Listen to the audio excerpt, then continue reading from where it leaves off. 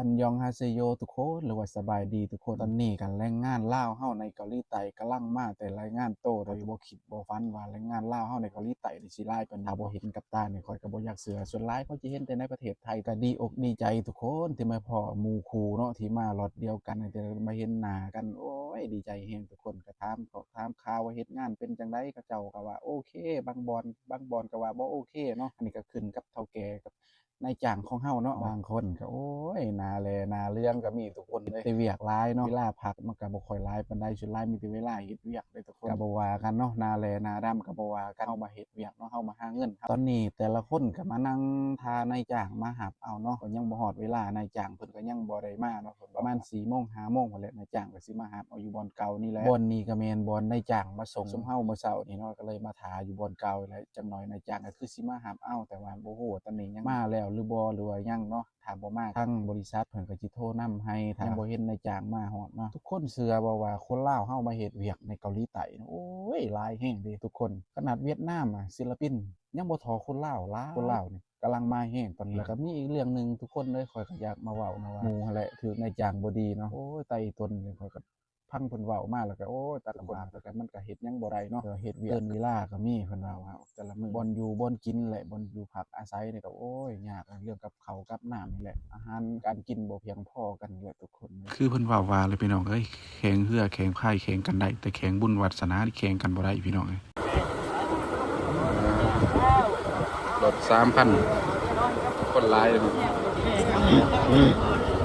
โอ้มีแต่ผู้บ่าวเป็นจังได๋เป็นจังได๋เฮ็ดงานเป็นจังได๋หาก็ได้เห็นหน้าเห็นตากันโอเคให้กินยาในจังได๋ก็ต้องแกให้กินยาได้ยายังไงอยู่ดิ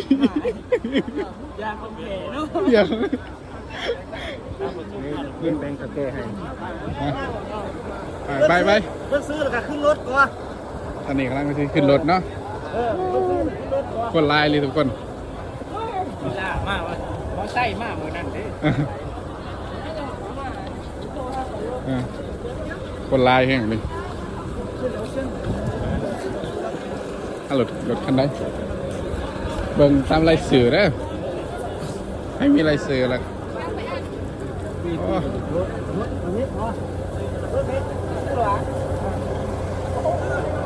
โอ้ยมูมีสื่อคันนี้มูมีสื่อเฮ้าพี่น้อง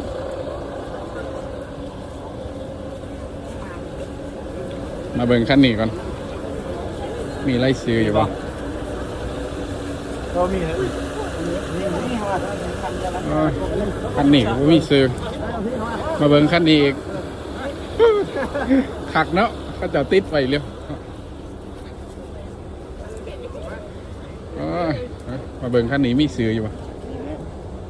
มีเบิ่งซื้อเด้อ